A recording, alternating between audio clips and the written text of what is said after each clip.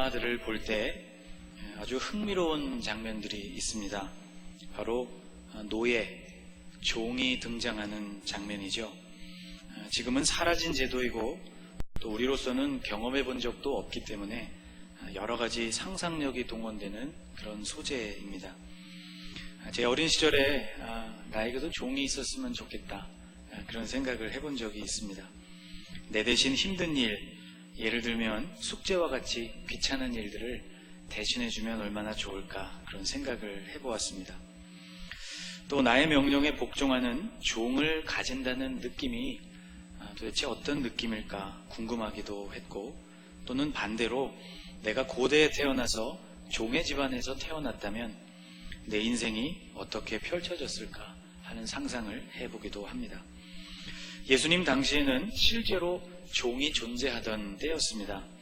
오늘 본문에서 예수님은 그 종에 대한 말씀을 들려주고 있습니다. 그런데 이 종에 관한 말씀이 사실은 종들에게가 아니라 제자들에게 주어지고 있습니다. 그들은 사실상 종은 아니었죠. 그런데도 종의 모습에 대해서 제자들에게 말씀하고 계신 이유는 하나님을 섬기는 사람, 하나님의 사람에게 필요한 자세가 무엇인지를 설명하시기 위함이었습니다. 7절에서 예수님은 우선 이렇게 말씀하십니다.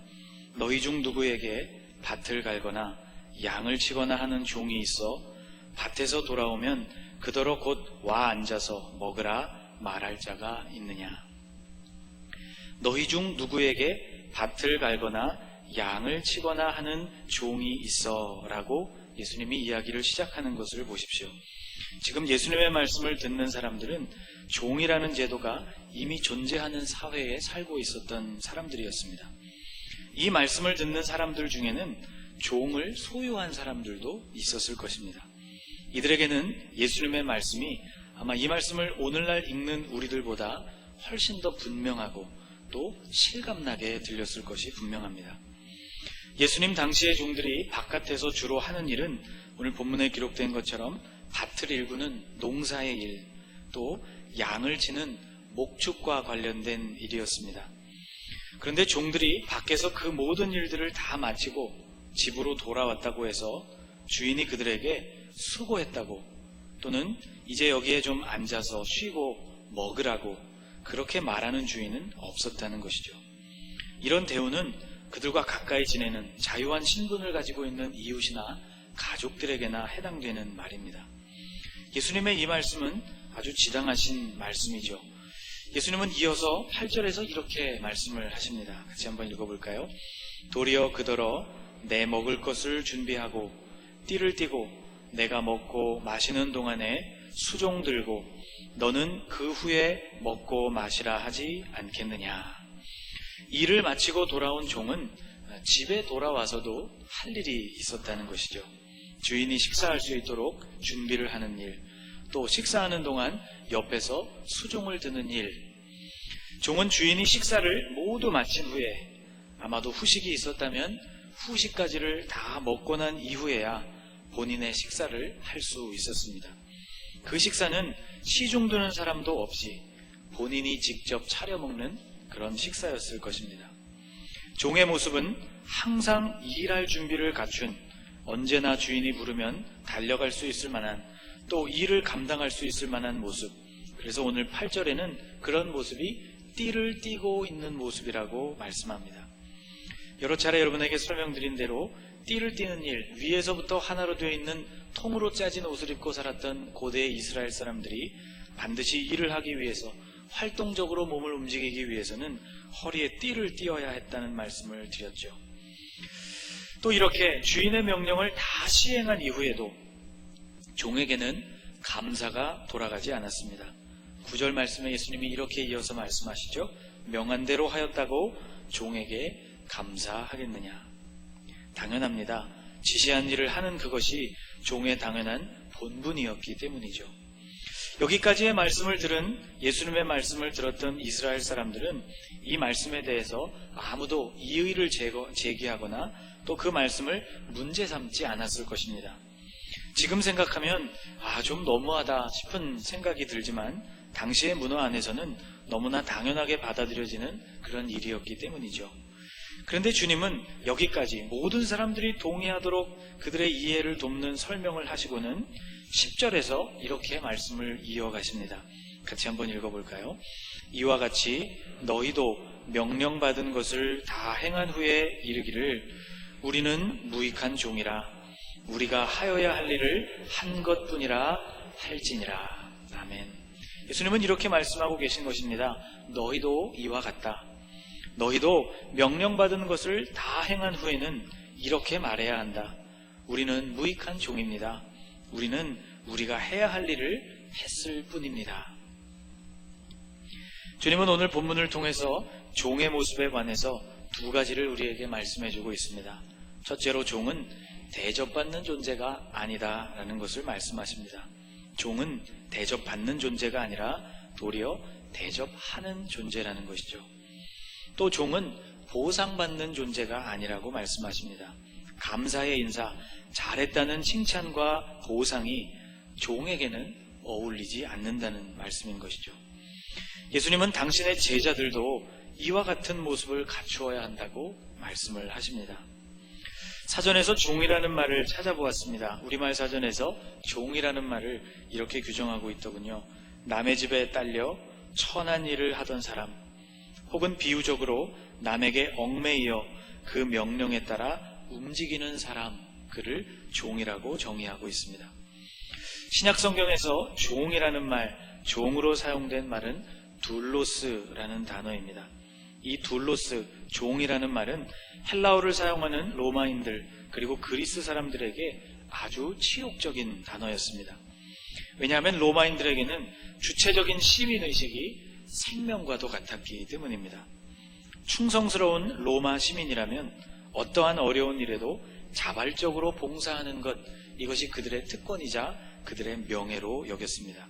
비록 그것이 전쟁터에 나가서 목숨을 내놓는 일이라 할지라도 자유롭게 그런 길을 선택한다는 것이 로마의 시민권, 자유권을 가진 백성들에게는 대단히 명예로운 일이었습니다.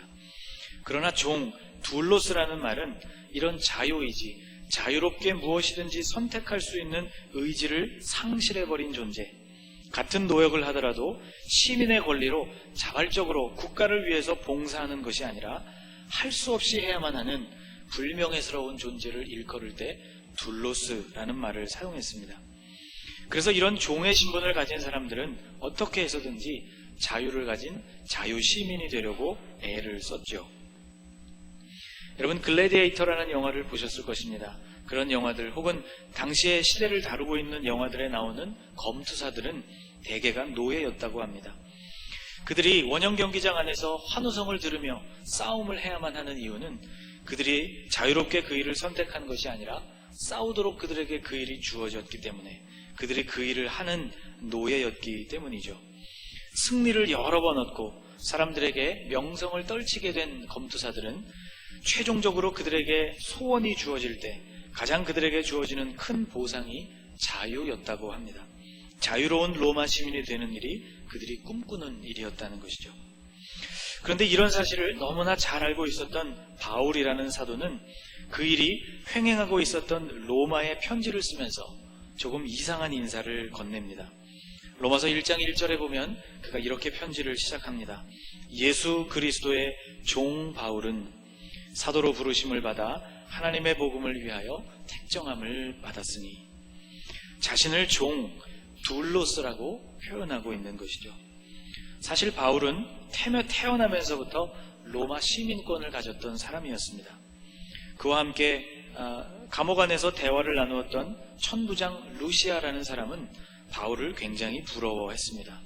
그는 바울과 달리 돈을 많이 들여서 로마의 시민권을 샀던 사람이었기 때문이죠. 그가 사도행전 22장에 바울에게 이렇게 이야기합니다. 천부장이 대답하되 나는 돈을 많이 들여 이 시민권을 얻었노라. 바울이 이르되 나는 나면서부터라 하니. 태어나면서부터 로마인이었던 바울이 그로서는 굉장히 부러웠을 것입니다. 자, 이런 바울, 돈으로 산 것도 아니요 로마의 시민권을 태어나면서부터 가졌던 그 바울, 자유 시민이었던 바울이 로마에 편지를 보내면서 나는 종이다 라고 선포하고 있다는 것이죠. 도대체 바울에게 무슨 일이 있었을까? 사람의 종이 되었다면 그것은 참 불명예스럽고 귀찮은 일이었겠지만 바울은 예수 그리스도의 종이라고 고백하고 있습니다. 대접받는 존재도 아니고 보상받는 존재도 아니지만 예수 그리스도의 사람이 되었다는 사실이 바울에게 있어서는 치욕거리가 아니라 훈장과도 같이 여겨지는 대단한 영광이었다는 것이죠.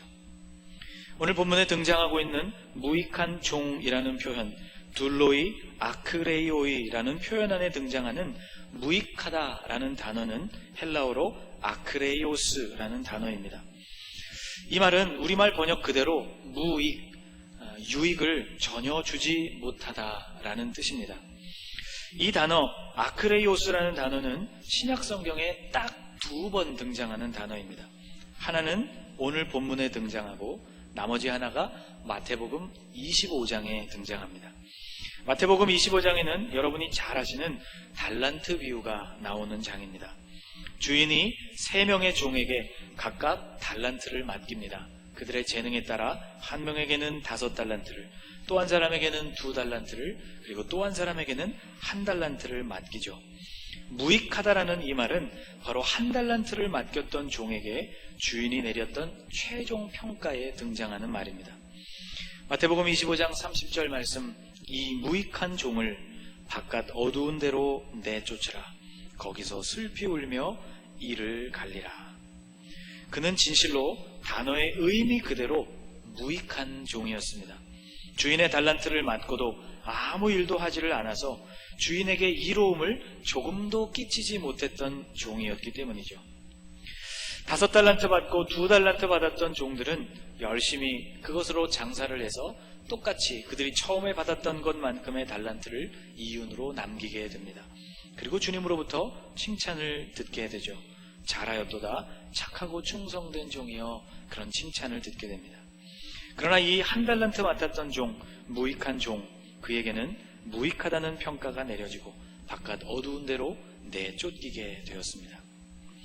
주인에게 정말 무익했던 이 종에게는 이 무익하다라는 평가가 적절할지 모르겠지만, 그런데 오늘 본문에서 똑같은 단어 아크레이오스라는 단어를 사용하고 있는 이 본문 안에서 주님은 무익한, 단어의 의미 그대로 무익한 종이 아니라 맡겨진 일을 잘 완수하고도 스스로에 대해서 말할 때 무익하다고 말해야 한다고 말씀하고 계십니다.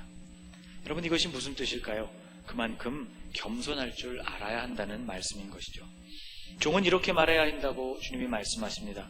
우리는 무익한 종이라, 우리가 하여야 할 일을 한 것뿐이라 라고 말해야 한다고 하셨는데, 여기서 하여야 할 일이라는 표현은 오페일로라는 말로 마땅히 해야 할 일, 의무를 일컫는 말입니다. 맡겨진 일을 잘 수행했으니 수고했다라는 말을 기대할 법도 한데, 종의 자세란 마땅히 해야 할 일을 했으니 칭찬은 과분하다라는 것이라고 말씀하고 있는 것이죠. 여러분, 예수님은 지금 칭찬이 전혀 필요 없는 것이라는 말씀을 하고 계신 것이 아닙니다. 칭찬 무용론을 말씀하시는 것이 아닙니다. 칭찬의 고래도 춤추게 한다는 말이 있죠.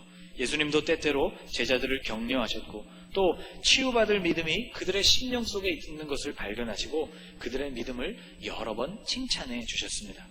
그러나 이것과 상관없이, 그것보다 더 먼저 하나님의 사람은, 그리고 주님의 종은 칭찬이 오지 않아도, 감사가 우리에게 오지 않아도 그것을 불편하게 여기지 않는 사람이라는 것입니다. 섭섭한 마음이 든다는 것은 다른 말로 말하면 우리가 아직 진짜 종이 되지 않았다는 뜻입니다. 바울은 종이라는 사실을 도리어 자랑스럽게 생각했습니다. 자신이 내세울 수 있었던 대단한 학문과 종교적인 배경을 앞세워 이야기할 수 있었지만, 그 모든 것들을 배설물처럼 여기고 주 예수를 아는 지식, 그리고 자신이 그분의 종으로 부름을 받았다는 사실을 자랑거리로 삼았습니다. 주님은 오늘 우리가 그런 사람이 되시기를 원하고 계십니다. 명령받은 것을 제대로 행하지 않았다면 그는 진실로 단어의 의미 그대로 무익한 종이 되겠죠. 그러나 명령받은 것을 온전히 행하고도 스스로를 무익한 종이라고 말할 수 있는 사람은 예수님께서 진실로 인정해 주시는 그런 사람일 것입니다. 무익한 종이라는 수식어, 오늘날 빈번하게 사용되고 있는 이 수식어는 결코 내세울 만한 그런 계급이 결코 아닙니다.